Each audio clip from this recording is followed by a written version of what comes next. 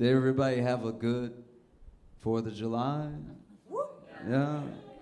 I did decent. It was a fine time, you know, but like 4th of July there's two groups in America that are very conflicted with 4th of July.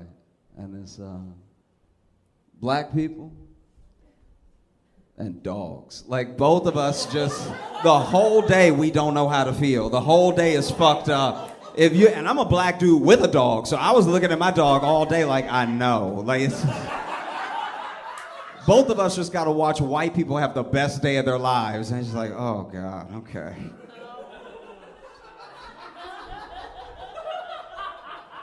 And the dogs don't know how I feel about 4th of July because there's a barbecue, but also there's fireworks.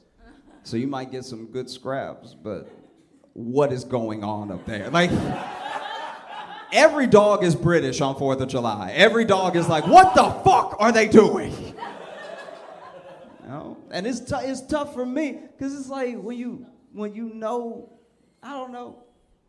It's like the day of my country's independence, but not mine. Isn't that weird? It's like you can't even really, because they don't really teach about it, but like black people fought in the American Revolution. Like black people fought for the country to be free. And then we were like, yeah, we're free. And then somebody was like, what do you mean we? You know? I know. It must be hard to hear.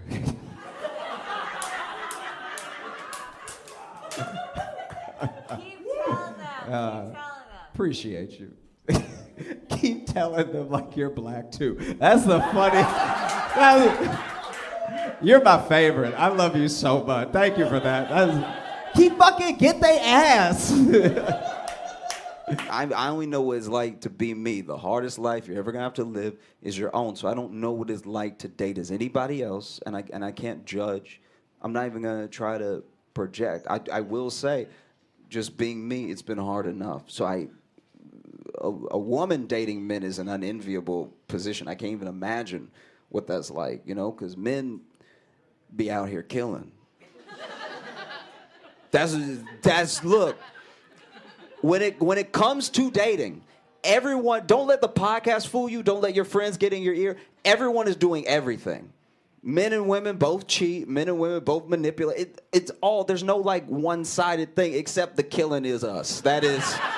That we be doing that shit for real. That's like, even if women wanted to catch up, it would take till 22 to really match our numbers. We out here crazy as fuck, killing. It's wild. And so I can't imagine what it's like to then be a woman trying to date men and find somebody that you vibe with that also doesn't kill.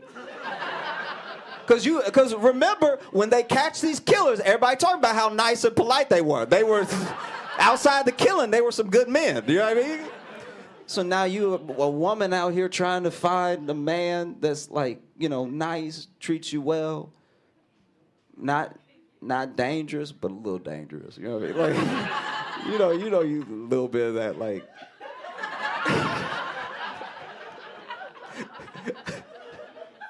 That's my favorite. I don't know why, but anytime I've been like about to hook up with somebody and they put my hand on their throat for me, I'm like, oh, you think I'm a bitch out there? That's crazy.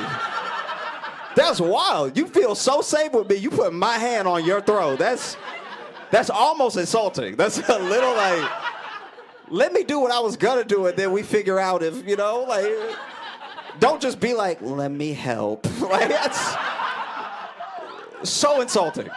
It's crazy.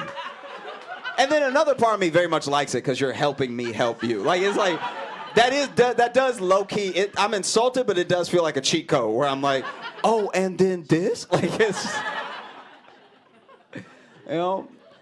But it is I cannot imagine.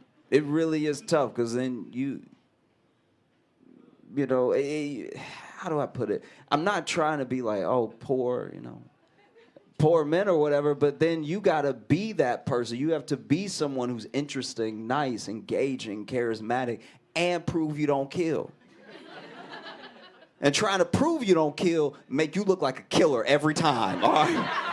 please believe me, the most murdery looking people are the people who are trying to convince you they don't kill.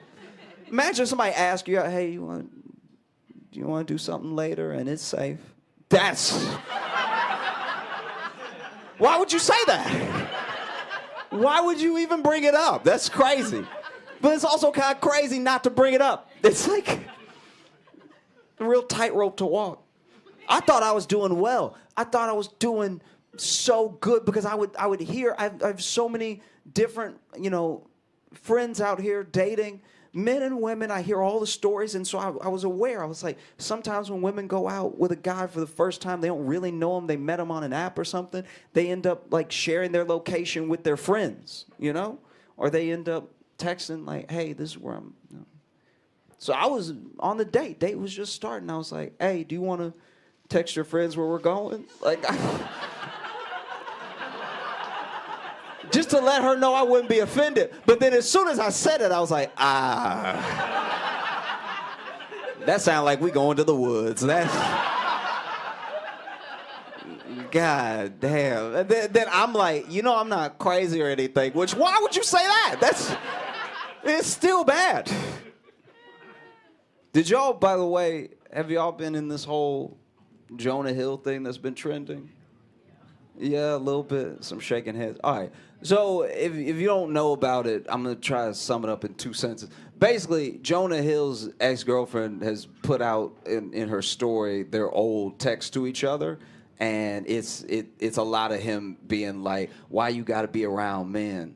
It's a lot of just like, she's a surfer, and it's like, why you gotta surf with men? And it's like nonstop. And he's clearly in lots of the texts having like some sort of moment where he's like very scared she gonna cheat or something.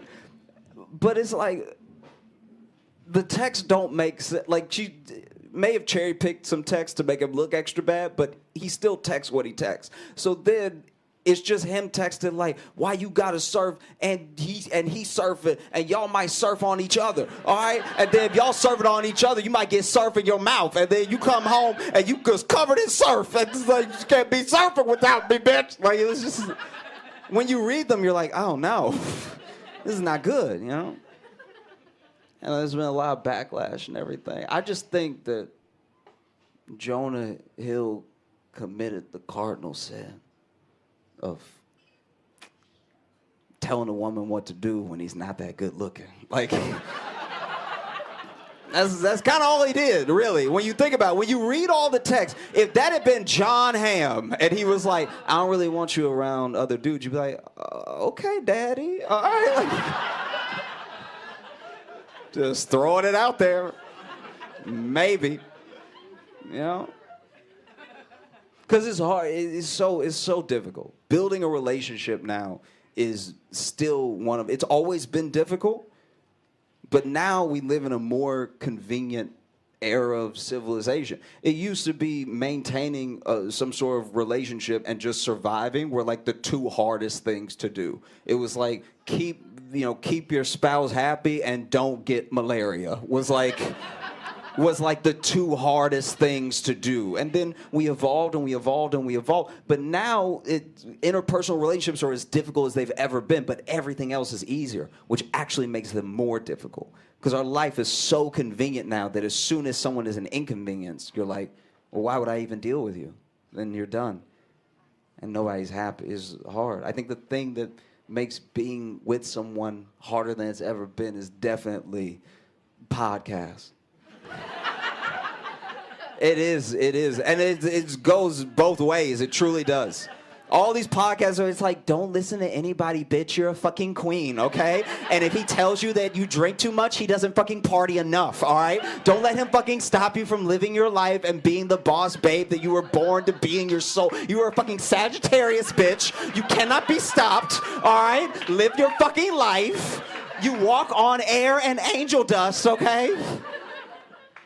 And then on the other side, you have dude, bruh, a girlfriend? You gonna get a girlfriend? You gonna get a girlfriend and talk about she trying to improve your life? She's trying to change you, dog. She's trying to get you to eat vegetables? Bruh, she get you eating vegetables? Are you serious? She get you eating vegetables out here? Pause, dog.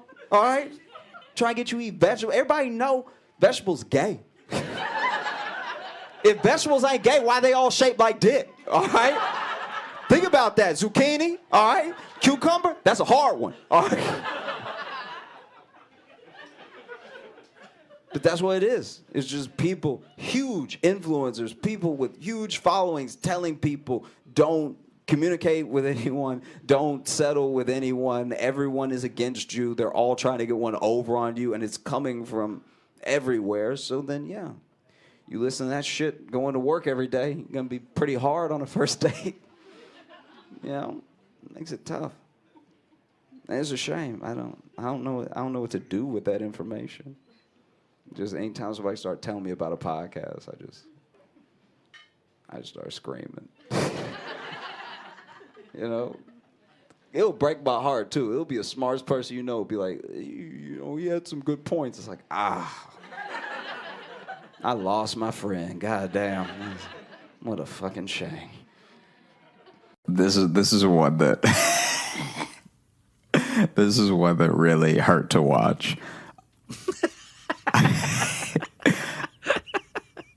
This was actually painful, so just stick with me, okay? Because I'm gonna. This is the falling off the ladder of of sales stories. Oh yeah, I watched a guy pitch a pyramid scheme at a funeral. Oh, this is delicious. Tell me everything. Do not spare a single detail. So hopefully I tell it all in order because this is also years ago. But I don't even care if you tell it in order. I just want all of it. I want all the bad from this. So I was at this funeral, and this. Are you willing to say whose funeral was it? Like close family member? No, it was not a close family member. I was actually just there for moral support because it wasn't my relative. I was just there to sell something else. I was out there selling hope. You know how it is. Yeah. No, so basically... Hey, I saw these people in suits. I was just like, now these people got money. All right, I'm going to follow them, see where they're going. Look, if you can afford a suit, you can afford... Yeah, where we going? We going to a club or something? Oh, never mind.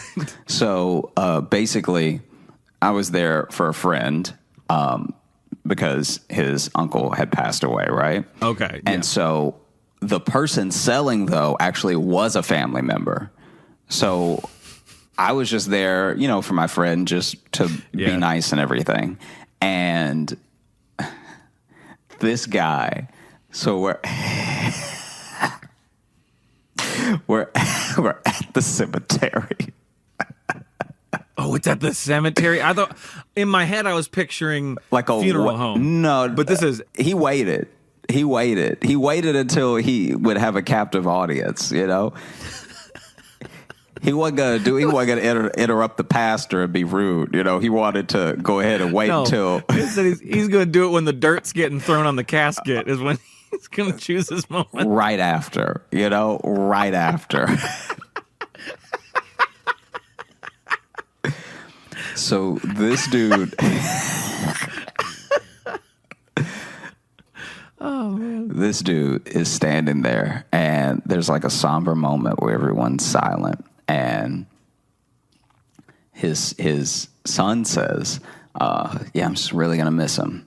And then I'm standing there with my friend and everything. And then this guy, who I assume must be a cousin or something, because it didn't seem like anyone was excited that he was there. You'd hope. You don't want it to be the deceased brother. Yeah, yeah. And so then he goes, yeah, I just wish he could have been all he could be. And already people are like, wow, that was a little like, I didn't know you had a problem with him or something, right? Yeah. And then you know, people are starting to walk away because the service is over. So now people are walking back to their cars and stuff, and we're all going to meet back up at this person's house for the, you know, post-funeral. Everyone eats and sits and talks. And he's like, yeah. Pitches stuff. And he's like, yeah, I tried to get him in on a really big opportunity before he went. And... Keep going. And, you know, it just, I mean, I guess it's better this way because at least he won't know what he missed, you know?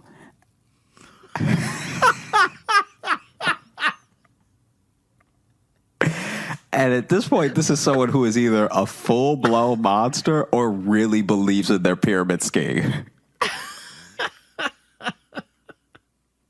Yeah.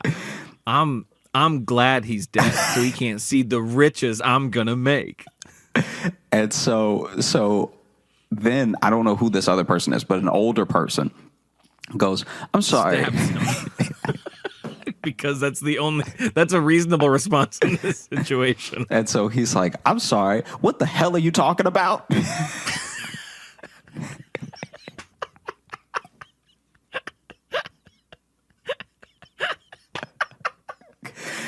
And then this dude in full pitch mode goes, opportunity.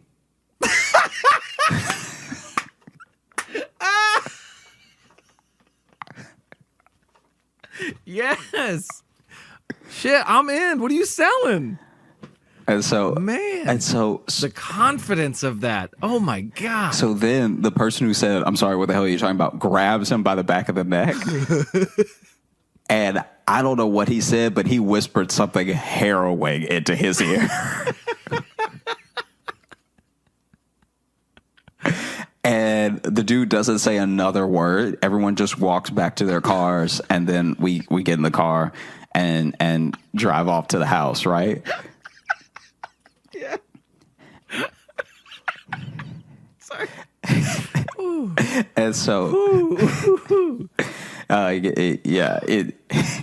so then we get to the house, and everyone's piling out of their cars, and you know, some people are staying outside the house and smoking, and then some people are inside the house, and people are getting the food heated and stuff, and so everyone's just sort of sitting about talking about the person who passed away. Which, once again, I don't know this person that well. I'm just there for my friend, right? And then the guy walks in, the pitch guy walks in looking around, like his eyes are sort of darting around and everything, like clearly looking for whoever grabbed him by the back of the neck, right? Right, yeah. And looking for the man who clearly said, I will kill you. yeah.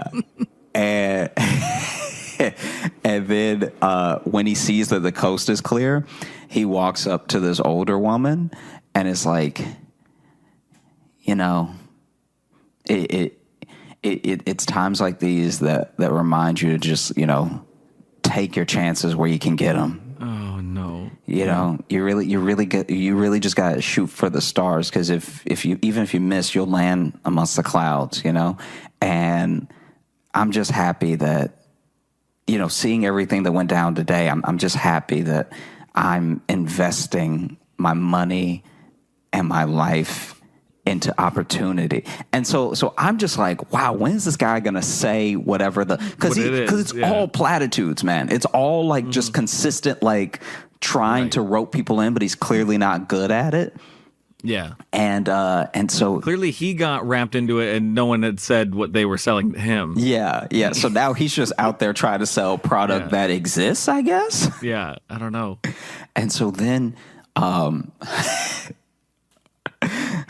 he tells her, he's like, I'm a part of something special, and I really want you to be in on it with me, you know, just for just a... Will you marry me?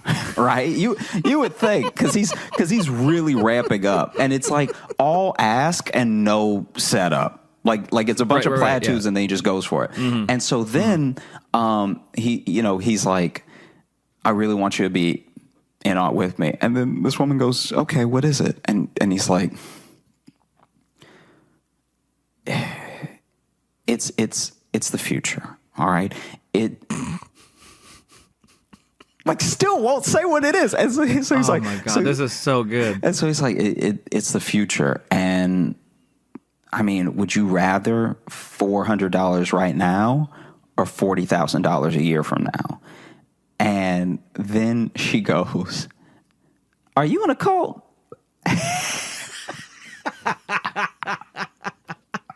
She completely skipped pyramid scheme. I was like, you in a cult? What you talking about? That's great.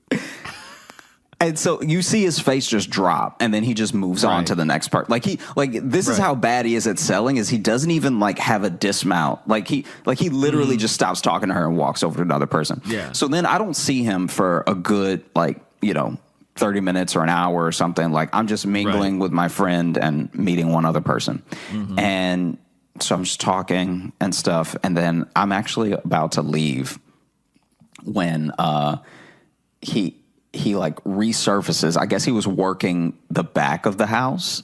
We stayed in the general living room area and stuff. And then some people from outside start coming inside. And so I guess he starts trying to work them too. And goes up to this very old man who is clearly next. Yeah,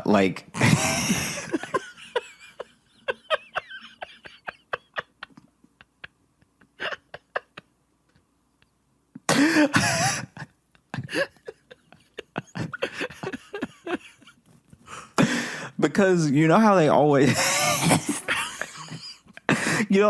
bring, there's at least one person at the funeral that's way older than the person that passed away.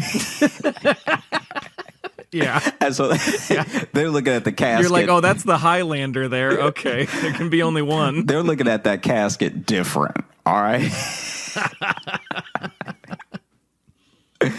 And so he starts talking to this really, really old man who's honestly not even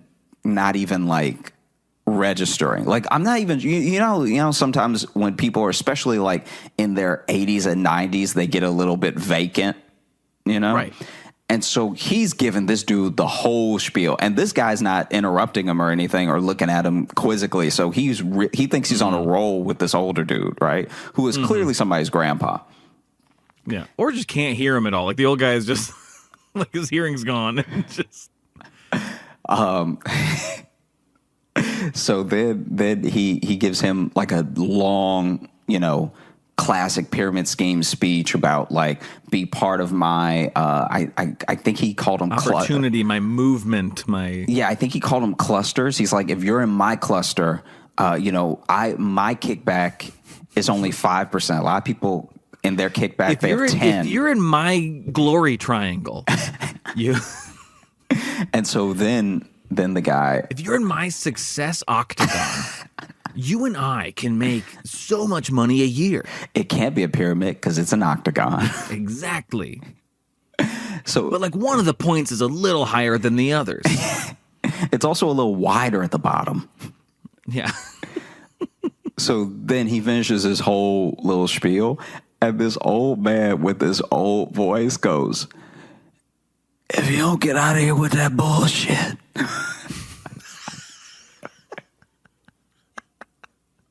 And almost right after this old man says, "If you don't get out of here," the guy from before, the guy from the cemetery, is screams across the room, screams, "What did I tell you? What did I tell you?" And then walks up to that dude, grabs him in the back of the neck again, and just walks out with him to the backyard, where I am assuming that he beat the hell out of him.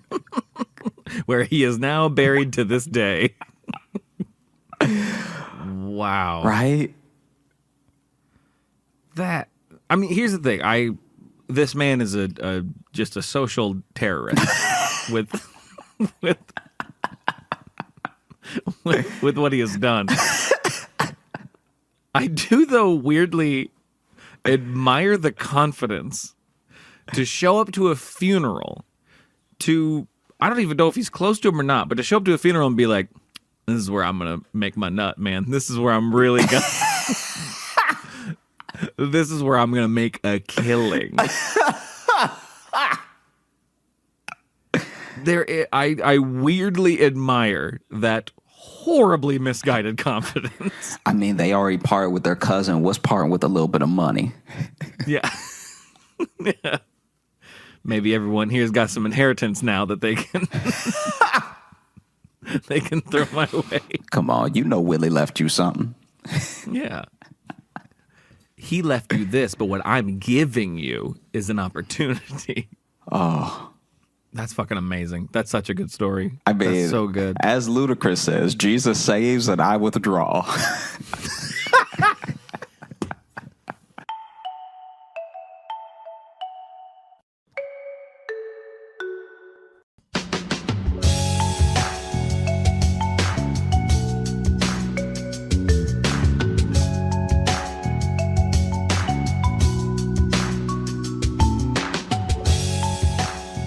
Welcome to the Josh Johnson Show. I'm Josh Johnson, joined by my co-host, stand comedian Logan Nielsen. Logan, how you doing, buddy? I'm doing all right, man. How are you? I'm doing okay.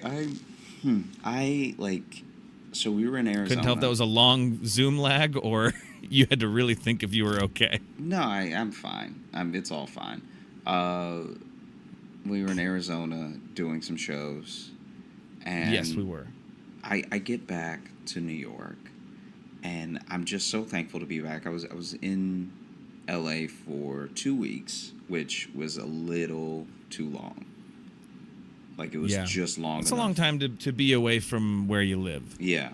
It was just long enough that I started to really miss, home and my bed and all stuff like that.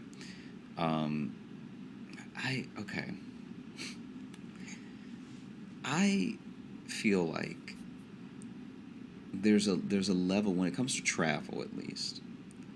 Mm-hmm. There needs to be some shared language now with, like, what's actually bad and what's not. Do you understand what I mean? Like, I've taken buses, you I've have taken me with planes, I've taken trains. Right, yeah. But just the chaos we're living in, because people don't have, like, a shared understanding of what's gross and what's not, and, like, what's okay. I think it even goes deeper than that, because not only do people not share that language, but I haven't had a single airport handle security the same way anymore. It's like there's no shared language even on, like, the basic rules anymore, let alone the unspoken social mores. You know what I mean? Mm-hmm. Like, I think it goes even deeper, because we don't even have a foundation. There's not even a ground floor for us to build upon. We're not even a country anymore. Okay? But it's not just us. It's like the world is so connected now too, but we don't have a rule. Yeah. Can you take your shoes off on a plane? There was a Is that guy awful? on a train that I had to tell myself that this man was deranged, just so that I could live with the life I was currently living with him in it, because this man had his shoes and his socks off, getting, like, fully comfortable on the seat across, because it was one of those Amtrak trains where, you know how there's your two seats, but then there's two seats facing you. Yeah. He had his feet up on the other seats, chilling like he was at home. Yeah. And I wasn't even about to sit there. But the fact that loose feet were just out, I couldn't stand it. And you know what's crazy? Loose feet running around all willy-nilly. What's crazy, what makes me crazy, I understand this makes me crazy. If this man had walked on with sandals and he did that, I still wouldn't be happy about it. But the fact that there's been shoe heat and sock heat that's now been pressed up on this foot, and who knows if this is an athlete's foot or not, and now you're putting the foot in the seat. No, that's true, because that's a different foot than a flip-flop foot. Mm-hmm. That's different types of stank. There's a lot more process to getting comfortable. It's also the boldness of it, because shoes and socks, that takes more comfort. Yeah. What's that? That was, okay, so I am coming to you from my office. I'll let the listeners know so that they don't think that I'm in a detention center. So basically, I'm in my office, so there's going to be a lot of white wall. There's going to be some desk. Big yawn. There's maybe going to be a little bit of small TV action in the background for the people who watch the full clips on YouTube. But there's also going to be some announcements. Every now and again, you're going to hear a muffled announcement like we're on the train. Oh, okay. That's what for a second, I thought you just had something playing on your phone, but you were staring dead at me. I'm like, this is some sort of... Yeah. I wish I had this is a move. I'm like, why is he trying to fuck with me while I'm... Yeah, I almost wish I was the level of unhinged to be looking right at you and to also be like playing something. Just playing some sort of YouTube clip and just staring at me. Yeah, like looking at you and not paying attention. Yeah, that is attentively telling someone you don't care. Mm-hmm. It's almost counterintuitive, but it also makes it more insulting. Yeah. That you're really taking the time to look at me and go, I don't care what you're saying. Yeah. That's like the mobsters in movies where you're like, oh, that's the truly insane person is doing something like that. That's somebody with hate in their heart. Yeah. That just truly does not register that you're a human to your face. Yeah. So I wanted to ask you today. Yeah. Sure. It's okay. I'm trying to figure out how to word the question. Have you seen... It's a very pensive episode. Yeah. Have you seen or noticed a time where there was just some, like, wild comeuppance in the moment? I know we've talked about that concert, like the guy at the mosh pit that you went to. Oh, yeah. You know what I mean? But I'm wondering if, since we've had that conversation, because that was over a year ago, I'm wondering if there have been any more times that you've seen, like, immediate and swift comeuppance in real time. I guess not really. I mean, no. I mean, seen someone like crash their car. It was like, yeah, you should have been looking. That's immediate comeuppance. Yeah, you're not wrong. That's. I mean. Yeah, no, that's wild. That's very wild. People who get bit by dogs. I mean, there's plenty of cause and effect. Yeah, I just mean, like, if there's anything. I'm kidding.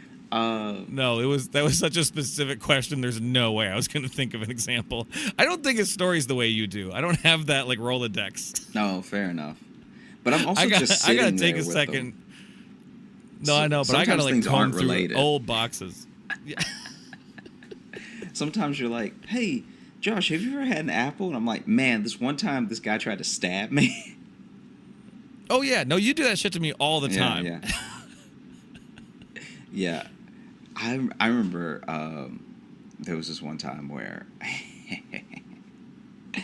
this kid, I don't even know why I didn't like this kid. But I was like, it was in the summer. Had to be in the 8th grade or the 9th grade or something. And there was this kid who I had to swim with because I was learning to swim. I was in the beginner class, but there was like an advanced beginner that I should have been doing in this swim lesson. But because I didn't say anything, have I told you about this before? Because I didn't say anything, I was just chuckling at I was chuckling at advanced beginner. Oh, so like that's well, no, literally, this is full ass oxymoron. This is what happened. This is what's so annoying. Yeah. So there was just swimming lessons that my mom took me to, and I had some swimming lessons years ago, but hadn't been in a pool since, and so I was a beginner still in my mind because I was like, hey, if I'm still this nervous to get in the water, I'm not an advanced swimmer, you know? And so then I get in the water, and at first the teacher's like going over the rules in the pool and everything, just like watch out for each other, don't kick each other, like no, dunking each other, like just everyone was getting this lesson. Then she was like, okay, the kids who can swim this much come with me. The kids who like can't swim at all go over there. And so in my mind, I'm a kid who can't swim at all, And so I go over to the other direction, and then when I when I get over there, it's just a bunch of tiny kids. So it's me, this like 14-year-old, and then all of these like itty bitty babies getting Now, swim be honest lessons. though, how much bigger were you than them really? They were like 4. Oh, okay. They were like 4 and 5. And I'm like 14. Right. And so the lesson starts, and they're like, we're just going to blow bubbles under the water. And in my head, I'm like, I've done all this. Like, what is this? This doesn't make any sense. And the other kids were like doing like half laps on the other side of the pool, but we're like going under the water just a little bit and blowing bubbles. And like, it felt like I was in a Lamaze class and I was the baby. Like, it was so embarrassing. And I didn't have the wherewithal to quit the lesson or to leave the teacher. Because the teacher is just, the teacher's acting like I need to be over there. And then we do the whole lesson. And then there's this one kid who I guess is just, I'm definitely the odd kid out. I'm the only one over here as old as I am.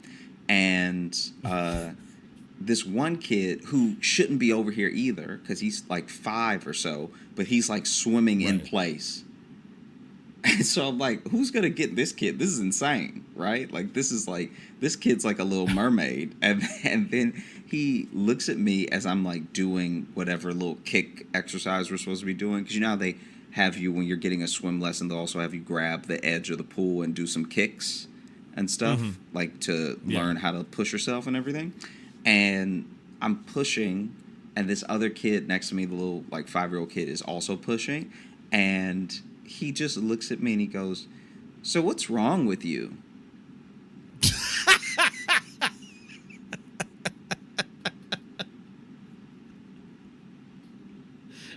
And from that moment, I was like, okay, I have an enemy. Like, I have a mortal enemy. I don't want anything good for this kid. I'm about to be an advanced murderer. Because I was like, wow. What? And then he repeated it. He was like, "What's wrong with you?" What's wrong with you? And I was like, so what's wrong with you? I was like, what? And I'm like, what do you mean? And this is as I'm kicking. And he's like, you're like a grown-up kid. And I'm kicking next to him like, there's no grown-up kid. Like, if you're a kid, you're a kid. Hey, now if they're going to be advanced beginners, I think there can be grown-up kids. Yeah, right. And so... Sorry, I'm just having fun with all the oxymorons today. So then he's like, why aren't you over there? And I was like, because I can't swim like they can.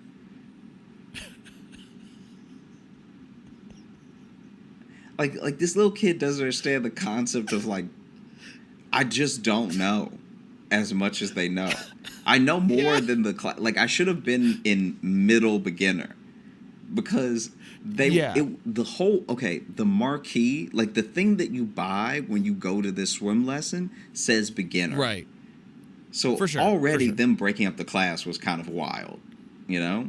So then I'm going to what I think is a beginner class. Now, they didn't fully explain what that meant, but I projected my own stuff onto it, because in my head I was like, okay, they're going to take the little bit that I know how to swim and make me able to fully swim. And I won't be able to swim in deep water, but I'll be able to swim the length of the pool without needing to put my foot down to get air, and you know what I mean? Like, that thing. Yeah. The basic goal of all swimming lessons is to get good enough to just not drown should you find yourself in water. Yeah. No matter what, that's the the base level is if I find myself in water, I want to be able to not die. Yeah.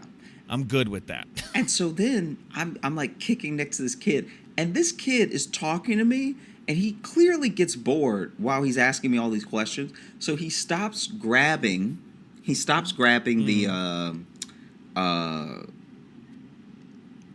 edge of the pool and just lets it go, flips over, and is now on his back, sort of like kicking up. Like, so he's just floating on his back and still moving his legs a little bit, but he's just sort of like moving in place. And I'm watching, I'm like, why are you over here? Moving in place. Like, this dude is like, he's like swimming like he was born in the water. Maybe he was. Maybe he was a water birth. Maybe it was a water birth. Maybe they come out with a little extra skill.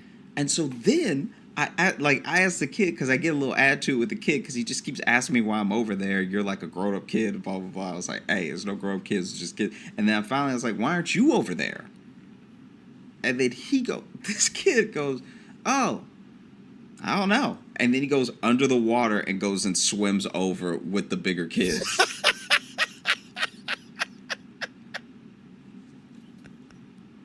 Wow. You reminded him that he was a great swimmer. Yeah. He in the moment was like, oh, you're right, I'm very good at this. Whee! Here I go. He shoots out of the water like a dolphin.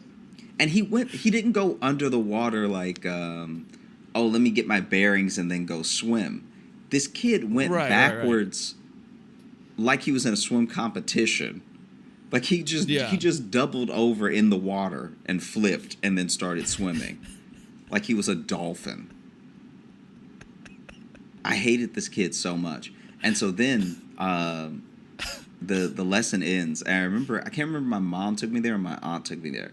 But whoever took me there, I get out of the pool and I'm like, why did they have me with the little kids? Like I knew how to swim more than that. And then she was like, I don't know. I was waiting for you to say something.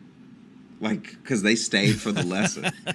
So I can't remember who it was, but they saw the whole thing. It was either my mom or my aunt that took me. But this is like so long ago, I don't remember. But she was like, yeah, I was waiting for you to say something. I was like, when's he going to get tired of this? And then, okay, so then where the pool was like a snow cone cart. So there's a snow cone cart off a little bit ways at that, like near that pool. You still have to walk to it. Okay. And that kid, that 5-year-old, I'm leaving the pool, and he's already swam and then run over and got a snow cone and come back, and he said something like snide to me. I can't remember what it was. And it was so mean that it didn't seem like he was 5. It seemed like only an older kid could have thought of something so mean. But he was. You got bullied by a kid 10 years younger than you. But how? It's not bullying because I was not like. You kind of sort of got bullied by a 5-year-old in this story. Just because he was being mean to me doesn't mean I was bullied. By that logic, I've been bullied by a lot of babies. All right, I've picked up a baby before and it just immediately started crying, which didn't feel nice. Criming? What'd you say? I thought I said crying. What did I say? I think you said cramming. That's what it sounded like to me. Oh, my bad. No, it's okay. But anyway. Yeah, but he made fun of you, so what's wrong with you? And then he got you again at the snow cone cart. Yeah, and you seem still not happy about it. So to me, that's what makes it, puts it in the realm of getting bullied. Nah. I bet he's huge now too. And so I'm walking away, and a kid said something about like,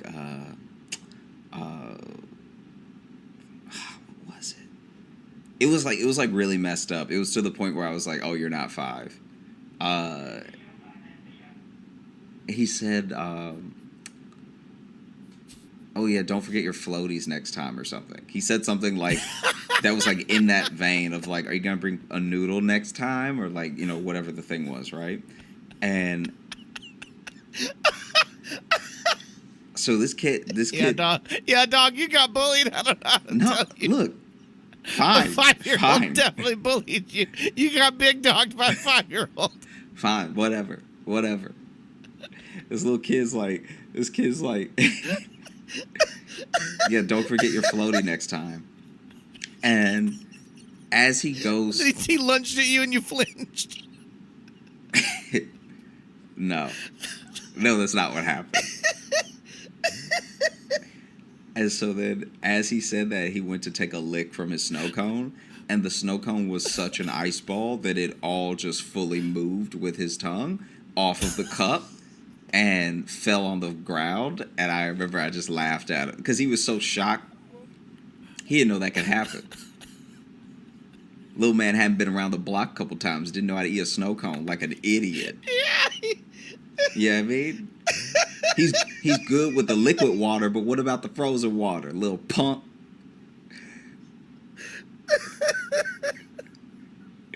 All right. I'm glad gravity told him what time it was. You know? And so anyway, he licked the snow cone. It fell off. You're such a fucking idiot. Me? What did I do? No, In this story, I didn't do anything. No, but I love you because you talked about like swift comeuppance, but it took so long for him to get comeuppance. What do you mean it so wasn't long? Really... What do you mean so long? He said the thing, and then he took a lick, and then his afternoon was ruined. That was the second thing, though. He'd already bullied you earlier. But it's swift comeuppance when you do a thing and then a thing happens. You're taking it as if it's the whole entirety of the situation. You're also just acting like you won, which you still got bullied by a 5-year-old. No, that kid was real upset. That kid's day was ruined. I didn't have to do anything to that kid. That kid licked the snow cone. It fell off the cup, and he was. That's where the 5-year-old kickback is. So he got like too big for his britches because he knew how to swim. But as soon as his snow cone splattered on the ground, he was a kid again, and he was all upset. Oh God! Excuse me. What? I was coughing. So you're saying the snow cone put him in his place, is what you're trying to say? 100%. You did nothing. You did nothing and just watched. I didn't have to do anything. As your tormentor. What was I supposed to do? At a slight inconvenience. My tormentor.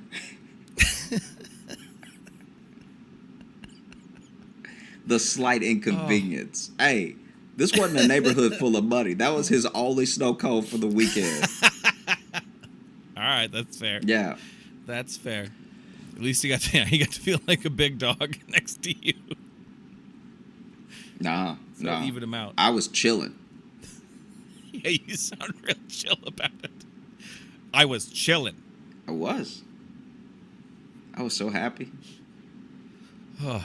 Just splatted. He had a bunch of blue all over his legs like an idiot. He looked so stupid. It got on his swim trunks. I don't know. I just laughed at him. It's also really hard for me to imagine the story just not as you now either. It's really hard. I'm not really imagining a 14-year-old Josh. I'm just imagining you just like ha ha ha in this kid's face. Hey, that kid deserved that. Man, that's so funny to me that he and you could see on his face he got real upset. Like he didn't even, the bully was gone at that point. Like you want to say he bullied me? Any sort of bullying nature just melted away, and then he was a kid who wanted to cry because his snow cone hit the ground.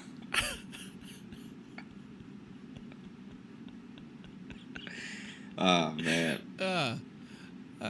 I'm pretty sure it was the first lick too. That's what makes it even more hilarious. That's to me. Embarrassing. The fact that it's like he was about to enjoy a snow cone and then he went. Bruh. That's the little kid equivalent of like losing your job. Yeah. You know what I mean? That first lick and then your thing falls. You're just kind of like, what do I do with my life now? Look, that snow cone place, by the way, that snow cone place burned down. I wish it burned down. Okay. Every bully got taken to task. This snow cone place was so bad. This is the worst snow cone place like ever. Anybody who went to school, I don't know if listeners from my hometown like would listen to the show or anything, but if you do, if you went to Peabody High School, you probably passed the snow cone stand, this little like cart every day to get to school because it was just out there. It would be out there the whole year, and they would really only open up for the hot days and months. So obviously it was open all summer. It would open beginning in spring, and then it would open if it was like, let's say a heat wave was coming, right? Like it was going to be a particularly warm day. Even if it was October, but it was going to be hot for some reason, that snow cone place would open. So anyway, see, I like that. Other places don't do that. They're just closed for they'll from like this date on. This what's I still don't know the person who worked this stand for real. Like I don't know if the owner was actually the person working it or if they just owned it and had friends, pop in and work it, because they were never really nasty. You know what I mean? So you know how a place like that where you have to bring all these syrups and all of these like different like sugary things, they should be attracting fruit flies, especially if you're leaving it. And they never did. You never see like fruit flies or flies or any of that stuff in that snow. So they kept it clean, but they had the worst ingredients that you could ever imagine. The main ingredient is just ice. But I gave that place 3 chances. Right? So there was one time though I'm pretty sure they had dirty ice because my snow cone tastes off. Like I don't even know how to describe it. It just was not good, Mm-hmm. And so then I didn't go there for a while. I didn't ask for a snow cone for a while. And like my mom knows. My aunt even knows how much I love snow cones, It's just one of those treats that's cheap and it's just sugar water, but it's dazzling to look at and it's nice on a hot day. I'm just saying, right? So this was a nice little snow cone soliloquy you had there. Yeah. Snow cones will brighten your day. It's hard. I'll even say this. Wow. I'll throw this out there. I have no data to back me up, but I'm almost positive that the weeks where the snow cone stand was open, there were less shootings. I'm pretty sure. Maybe I just couldn't hear the shots because I was enjoying my snow cone so much, or maybe other people in the neighborhood were enjoying snow cones and they were like, hey, this really isn't the day for foolishness, all right? Yeah. Can I just say that we've known each other for a long time. Yeah. And we've been doing this show for a while. This is our 111th episode. Yeah. And I think in the time we've done this, I've never seen you light up as much as you did just now talking about snow cones. Hey. You had a lightness in your face I have not seen. Dude, snow cones are... since before we had career worries. Snow cones are something else, man. Snow cones are... Look at that fucking smile. Look at that smile. I don't know if I've seen you smile like that in a while. Dude, I'm just thinking of the beauty of snow cones. Because snow cones also aren't something... You really have to either go out and seek them directly or happen upon them. Even if my mom was out and she wanted to get me a treat, she couldn't bring me back a snow cone. It's not happening. That thing's gonna be melted by the time she gets home. Yeah, they don't transport well. And then, oddly enough, once it's melted, and even if you try to freeze it and then have it later, it's still not quite the same because it doesn't get that crushed ice effect. Now all the ice is one ice block. It becomes one block of ice. Yeah. Then it's a different thing. So snow cones are a moment in time. So part what you like about. So that's what I was gonna say. What you like about them is that they're so temporary. Yeah. It's a moment. And apparently they temper down gang violence. Like. No one's like, oh, you got a red snow cone? I got a blue snow cone. Pop, pop, pop. That never happens, Or they'll be like, let's get to this in a couple seconds. Finish our snow cones first. Yeah. So anyway, I've never known of your love of snow cones. It really hasn't come when was up the last time you because they're not in Chicago like that.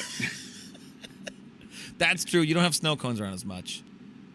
We have them around here in Iowa. We used to have our own snow cone maker. It was just a little plastic thing, but you put ice in it and then you just crush it and it would come out as like crushed ice thing, and it came with or crushed ice thing, excuse me, and then it came with a bunch of syrups and stuff too. So we were living that snow cone life for a little while. Wow. What? I didn't know that about you. That's wild that you had a snow cone maker in your life and you didn't share it with me till now. Share it with you? Yeah. I mean, I don't have it with me. No, I'm just saying you didn't share this story with me until now, but we've known each other for a long time. That's wild. Yeah, It's like if it's crazy, someone our told friendship. me they used to have their own like go-kart track and they said it nonchalantly. I'm like, what? That's nowhere on the same level. Snow cone makers aren't like a lavish thing. Because I remember there was a trend in like the late 90s, early 2000s where there was a bunch of like home little snow cone Yeah, I remember maker it. things. They were just ice chippers is all they were. Yeah. Hey, I know, but some of us couldn't afford those ice chippers, so we just watched that commercial longingly. I'd watch because you know it was white kids in the homemade commercial. So then I watch it and be like, oh no, damn, another day without a snow cone. But I think like this area got into that trend a little bit. I don't know. We like snow cones around here. Yeah. I don't know if it's an Iowa thing. I don't know, but they tend to be at most the activities. Yeah, that's fair.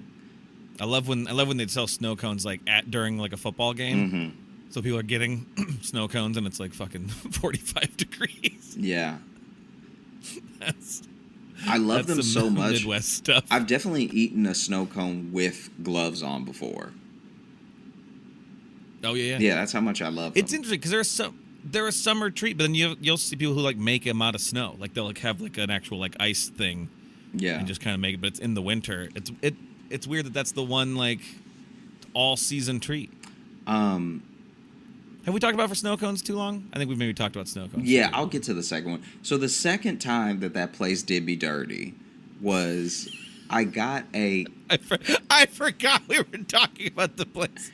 The place that wasn't good, but it didn't have bugs, so that made it okay. Yeah.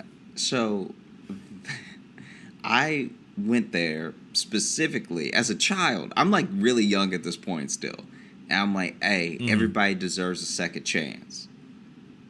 Especially when they're trying to spread joy in the world like this place is. Right. You know? So let me give them another shot. And I remember I got something that was like called a blue tsunami. It had blue in the name. So obviously the snow cone's going to be blue. It was so blue that my tongue and my teeth were blue. I don't even think they put... This is what I think happened. I think that these people made a mistake and didn't know what to do. So they had, you know, the blue food coloring that they'll be part of the syrup. I think they just straight up put dye into the snow cone because my teeth, my tongue, everything in my mouth was blue for about 2.5 days. It was so bad that my mom got genuinely... She made me use like Listerine, and the Listerine was coming out blue, like. This purple coming out bluer. No, this purple Listerine was coming out blue, right? Oh, the purple Listerine. So she was trying to get me to like maybe wash my mouth out or just something, and I remember I did it about 3 times, which to a kid is just death. Like when you're little, because you already hate the pain of mouthwash because you don't get why it's necessary. Like, I've been doing this all day. Yeah, it stripped the pain out of my mouth. It got the varnish right off of my tongue. My taste buds got a bald fade, all right? My tongue couldn't feel anything. And so then, and the snow cone was also bad. Like it didn't taste good. So I didn't finish it. Right. So my mouth was that blue without me finishing it, which is crazy. Jeez. And then I remember... If you would have got to the syrup at the bottom, then... Yay. If I went to the syrup at the bottom, I think I'd be in Blue Man Group. Stupid. I think that's what happened to everybody in that group. They had that snow cone, and they just kept going. And before you know it, you can't talk. All you know how to do is drum.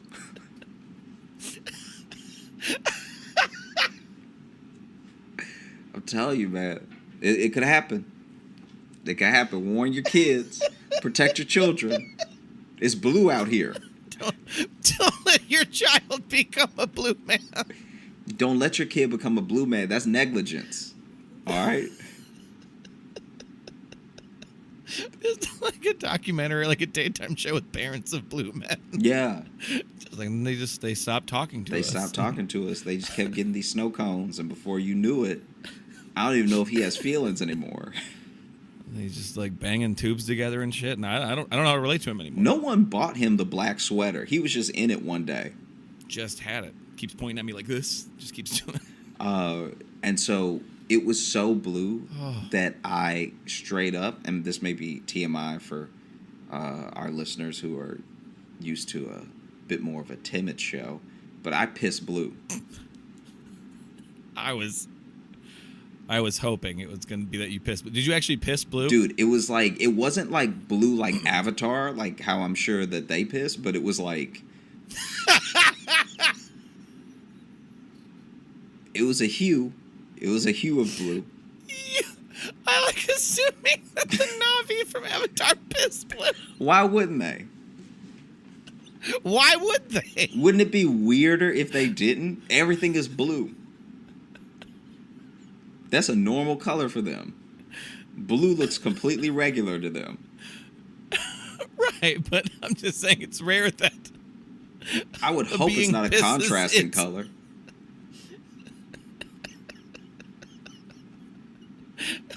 Anyway, the third time this place did me dirty. Anyway. This is a Buck Wild Snow Cone episode. The third time that this place did me dirty, they had started trying to sell popcorn chicken. Okay? Okay. So, in my head, I'm like... What if we try hot food? Yeah, what if we try hot food after we've poisoned all the kids with dye? No one wants our cold anymore. Let's make hot. Yeah. That's the pivot for the business. I don't know how they stayed open, because there was this one dude that did a lot of drugs that would always get a snow cone from them, and there was a point in my very young life where I didn't fully understand what drugs were. That man's addicted to snow cones. I genuinely thought this man was addicted to snow cones, because I would see him in other parts of the neighborhood acting wild. And he's like clearly on crack, right? So dude clearly is like a full on crack addict. But he would be acting weird, but then I'd always see him seem so normal when he would go get his snow cone. Now what I didn't know is clearly this man liked to enjoy a snow cone with his crack. Okay? That's what was happening. Because I would see him later and he'd be all wild, but he was normal before, but I didn't understand what drugs were. Yeah. You know? I mean, listen. They go together like America and apple pie. Snow cone and crack. Both icy, you know? Both icy. One just needs a little bit of heat, you know? And so then I was scared of snow cones for a little while, for maybe like 6 months. I didn't even tell anybody. But you know how you get those misconceptions when you're a kid? Scared of snow cones. I really did, because I was like, I've been eating snow cones. I love snow cones. So now in my head, I'm like, is snow cones like... I didn't know what crack was, but I was in my head, essentially, I was like, is snow cones crack?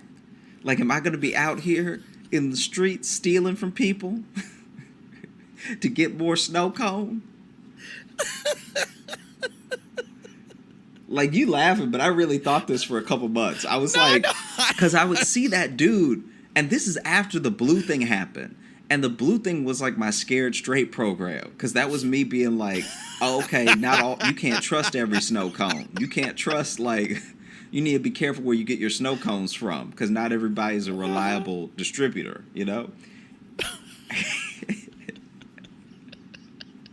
And then I was in the car with my grandma, and when we saw that guy, and my grandma knew that guy, and my grandma was telling me how smart that guy was when he was younger, when he was like in school and stuff, and how sad it was that he's like, you know, like an addict now. because that's all he does. And you're like, Now, when oh, I she know, I've seen said him. that's all he does, he had a snow cone in his hand. He was Yep. leaving the snow cone stand. Oh, gotcha. And so to me, I'm like, she said that's all he does. She didn't say all and then he you're does like, why is are you crack. guys letting me? Why do you guys let me have these if that's what's going to happen to me? So then in my mind, I'm like, so is y'all just letting me do this in moderation? Is that why sometimes y'all tell me no when I want a snow cone? Because I remember one time when my mom was taking me to my grandma's house, I asked for a snow cone. But you know how when you're little, you don't think of the logistics of things. So I had asked for the snow cone when we had already passed the place. So she would have had to make a loop around the block and turn around just to get. And she was like, I'm not going to do all that. You should have asked me before, whatever, right? So that was the time I didn't get to have a snow cone. And there was another time where we were about to have dinner. But I'm not putting these reasonings why I can't have snow cones together. All that's happening in my brain is that my grandma is like, hey, that dude, that's all he does. And he used to be really smart and he was going somewhere. And it's so sad what happened to him that, that's all he does now. Yeah. And I'm just seeing the snow cone. And in your mind, you're like, these snow cones are so blue, they make you insane. Yeah, clearly, if you have enough blue snow cone, 3 blue snow cones equal 1 crack rock,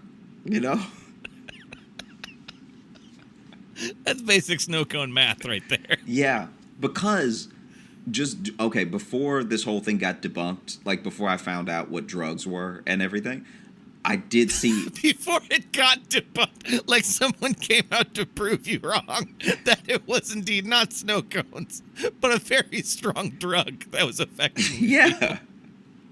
So before any of this got debunked, right? God, debunked. This guy, I was driving home with my grandma again, and this guy was dancing in the street, clearly high, right? Mm-hmm. And so I remember what my grandma said about him last time, and he wasn't that far from the snow cone stand. So in my head, I'm like, poor guy, just can't kick it. Because in my mind, I haven't had a snow cone now for a very long time. Because after that blue thing happened, my mom specifically said we were never going to go there again. And so, in my mind, I've kicked the habit, Like, I wish he could quit cold turkey like me, And so the third time was because I was like, let me give them one more chance. And they had popcorn chicken. So we get the popcorn chicken, right? And this is like such a mistake. Listen, their snow cones are bad, and I think they ruin your life. But they've got popcorn chicken now. No, this is after I realized that snow cones weren't drugs. Oh, that's right. After it was debunked, I forgot. Yeah. That's right. So you realized it was safe to go back. Yeah, when I realized that, this man is on drugs. Yeah. This has nothing to do. He just likes the taste of blue tsunami in his mouth while he's on drugs. Yeah. In fact, drugs are probably the only thing that makes the blue tsunami good. Yeah, he's tasting it in a way I'm not, and can never. Yeah, he doesn't even taste the same color as I do. He tastes an extra color. That's why they gave him all the extra blue. Yeah, he's tasting green.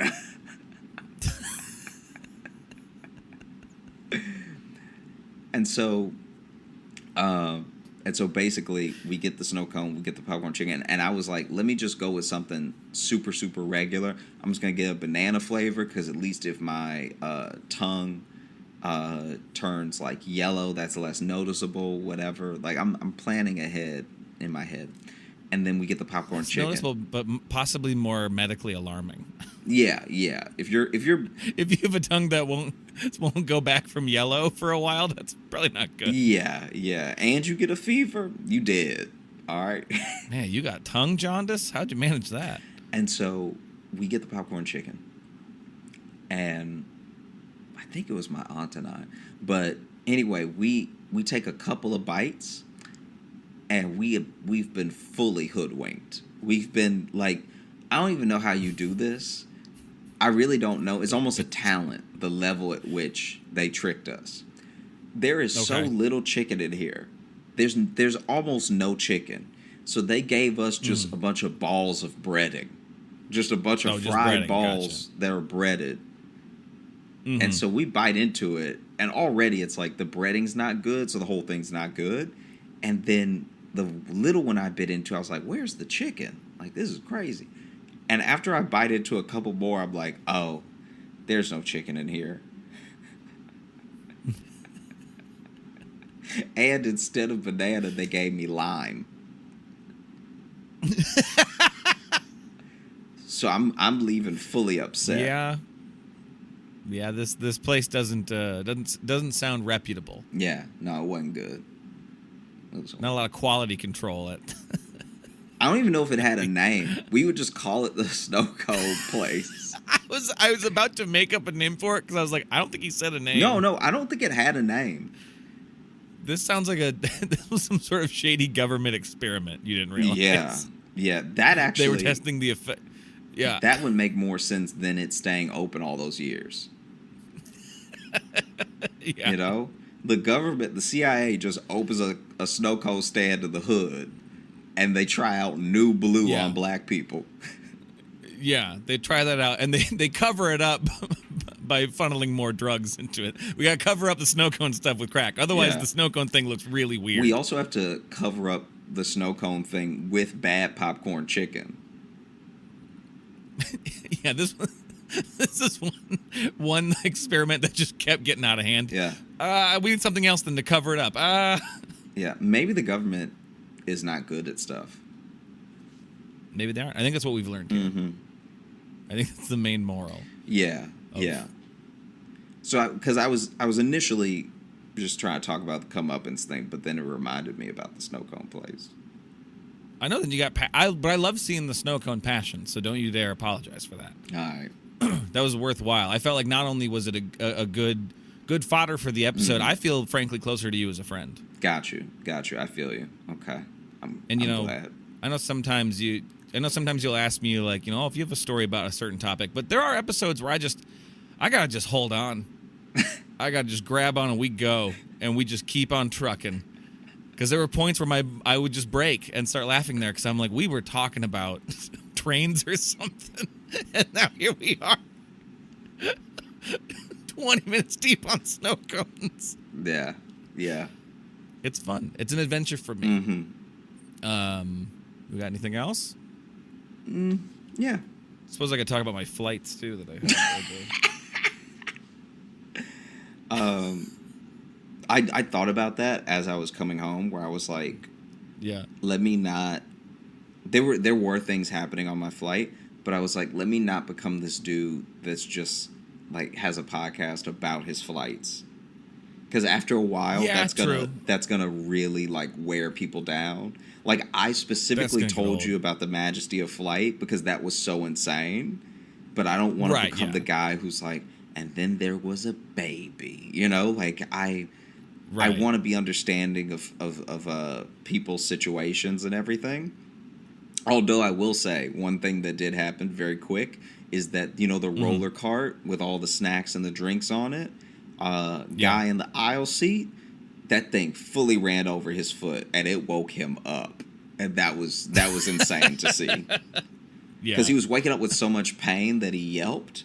And so everybody turned around like, damn. Is this it? We've had a lot of good flights for the past couple decades. Is this a terrorism? Yeah. And then sure enough, the flight attendant was like, "Oh, I'm so sorry. Are you all right?" And he was like, he's also awake now, so he's just looking around. So it probably felt like continuing a nightmare, because if my man was even having less than great dream, and then he gets awoken by his foot being crushed. Right. Yeah. Because what he did, this is not the flight attendant's fault at all, but what he did was there was no one in the middle seat, and so he had really like splayed himself out with one foot going backwards and the other foot going forward, and him like laying like sideways in the seat. Oh, well, see, then his foot's like just full on. Yeah, his foot's full on. That's the risk you take. And so that's the risk you take getting comfy. She runs over it, and I'm sure she only got the toes, but still. Right. Yeah. But still, this dude wakes up, and he's waking up to everyone staring at him. But we're staring at him because he screamed. Yes. But if you had a dream that you were like in the Matrix or something, this would not feel like you've woken up. He may also not realize he screamed, and so everyone's looking at him, and he didn't realize he. Anytime I sleep on a plane, when I drift off a little bit, because I don't sleep well on planes, but anytime I do and I feel myself come up, I look around quick, see if anyone's looking at me, because I know I have a tendency to go like when I when I wake up. I'm so scared Those would tend to of screaming myself awake. Really? It's like one of my number one fear. It's sometimes why I try not to sleep on a plane. Because I'm like, why are you? Does that happen to you? Do you scream yourself awake sometimes? I have, yeah. Really? Yeah. If I'm having a bad enough dream and I feel trapped or something, or if you have like the sleep paralysis dream where you feel like you can't move, and then or you get so wrapped up in the story of the dream that something bad enough happens that you scream, I'll scream in real life. And then I'm like, really? Yeah, it's bad. I'm surprised I've never done it when we've I know. been in the hotel room. Well, that's what I was thinking of, because also anytime we've been in the hotel room and like you usually like go out and you're out. Yeah. You know. Yeah. So that's why I'm kind of surprised that you scream yourself awake sometimes. It doesn't happen often, but it has happened enough that I think about it happening with like a genuine fear. Like I remember one time, especially in a flight. Yeah, I remember one time I was restless. Because you just be, and I was like, man, I really want to go to sleep right now, but my body's so tense. I feel like I'll scream myself awake. I could feel it. In that moment, I could feel it. Like if I drift off to sleep right now, I'm gonna have a stress dream and I'm gonna scream myself awake. I just knew it. No, definitely. Yeah. I can only sleep on a plane if I'm on like the the window seat. I can't if I'm in the middle. I'm gonna be awake. I don't like being between people, and I get too conscious about making sure I'm not spreading my legs too far or hogging the armrest. Because I know I'm like. I know I'm not like a huge guy, but like I'm kind of a broader shouldered guy, so I want to make sure I'm not like I don't want to be one of those guys people complain about that have their just like legs fully open and just like taking it over. Because I even had a flight coming down to Phoenix. There was a guy in the middle, and he fell asleep immediately, just and like head down asleep, and then had his legs fully spread apart, so he had his leg against mine, but he was bouncing his leg while he was sleeping, so he was just rubbing his knee against mine, and it was. It was not comfortable, and I kind of gave him some like little nudges back. It didn't register. He was too comfortable, and I was very uncomfortable because I was also the one I had been sprinting around the airport for because I went to the wrong gate twice, and I'm a fucking fool. And then my backpack exploded while I was running. Just everything fell out, and a tall German man just stood over me and was just like, "I think your backpack was open," and I was like, "Yeah." And he just sat there drinking his soda, watching me. And there was a lady who helped me pick up. I was just like, what's your plan here? Why are you here? I feel like I would do that. I would get to an airport early just to watch people. You're just watching me. Get to it. Well, the joke I made, I talked about it on stage, and I said it's a little on the nose to have a German engaging in Schadenfreude. But no one really got the joke because no one knew the word Schadenfreude. I thought it was clever, but... Yeah, but you know what Schadenfreude is? It's if you know what it means, it's I don't know. It's right there. It's a little softball joke. Yeah. But I heard it. Should we open up the mailbag? Yeah, let's do it. Let's do it. I'm excited for this one because we did a mailbag episode last episode, and we actually got an update on one of them that we actually asked for an update on the date with the foot fetishist. Okay. Let's go off. From Anna. This email is called Number 99 Strange Dates Full Disclosure. So we're getting the full story here. So this is from Anna. Hey, guys. After you read my email, I was so happy you had a great time laughing since you guys are working hard on entertaining us listeners. Oh, well, thank you. We don't get that sentiment a lot. Yeah, I appreciate it. Also, I realized that my mail was not only not including my reactions, it was also not complete. Here comes the full disclosure of what took place at the date with the gentleman. That's very kind. Nice phrasing. Wow. It's very kind. It was pre-pandemic, and I apologized for the long email. I have had my fair share of strange dates and miserable relationships, and it has made me a bit picky when it comes to dates and relationships. So when this gentleman asked me out, I asked my coworkers about his character, since he is in the periphery of my line of work, and we met a couple of times due to work. I love their wording so much here. They're in the periphery of my line of work. Yeah. That's a really nice way of saying I don't fucking know this guy.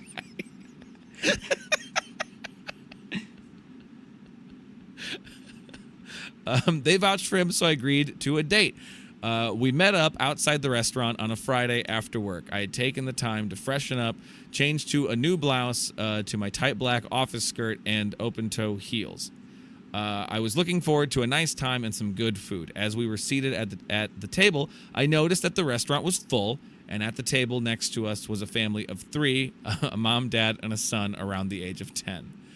We ordered wine, and the conversation revolved around the usual topics: work, family, and so on.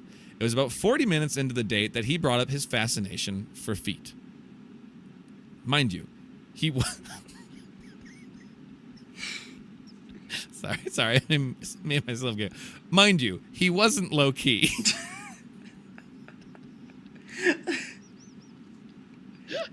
just be like, oh, I love feet! Yeah! Woo! Can't get enough of them. That's so funny. He talked about the shape, size, touch, look, and the smell of feet in a way that was borderline to describing an ice cream. Feet were his kinks. I wasn't shocked, but more surprised that he brought it up less than an hour into the first date. The situation felt awkward and strange, and I laughed out loud thinking this was a joke and that my coworkers were sat somewhere in the restaurant and were about to jump out and yell pranked, you know. I looked around and noticed the big eyes of the dad next to us and turned my head just in time to see the gentleman sliding off his stool. Sliding off his stool. Oh, no, I lost my place. Sliding off his stool, trying to be discreet. He grabs my feet, pulls off my open-toe heels, takes a good look at my manicured toenails, licks his lips, and sniffs my shoe. It's the licking the lips is very... What happened next seemed to happen in slow motion to me, but only took seconds. As the gentleman sniffed my shoe, I registered something flying through the air, and I looked up from the gross image of the gentleman sniffing my shoe and saw the open mouth of the dad coughing food onto my new blouse that slowly slid down my chest. Oh. The mom made a face of disgust as we all heard the gentleman.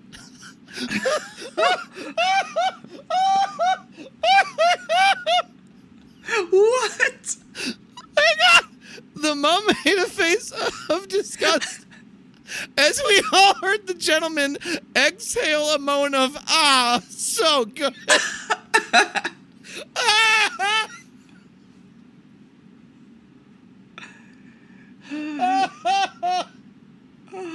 Oh, I threw up in my mouth. Here I am disgusted, humiliated, and totally focused to not vomit. Deep down, I'm actually starting to get angry. The total disrespect of not asking permission to take my shoe off and sniff it, nevertheless in public. The disrespect to the other guests at the restaurant, too, who had to witness the whole thing. My thoughts swirled around. He is totally crazy. And how to get out of the situation with some dignity left and the irritation of my ruined new blouse. Oh, there's more. Hang on.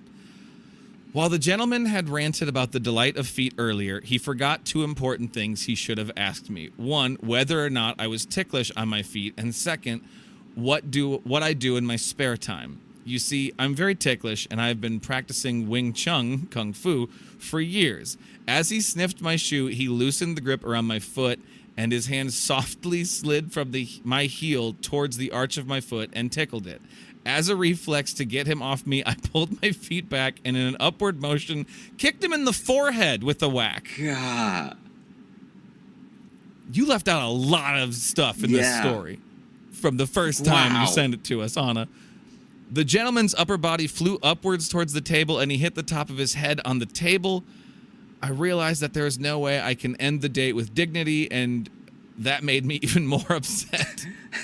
The disappointment was quite overwhelming, and I had just kicked my date in the forehead, and the feet were already leaving a red mark, just like an open hand slap as a cheek would on a cheek would. So the thing that I'm stuck on is that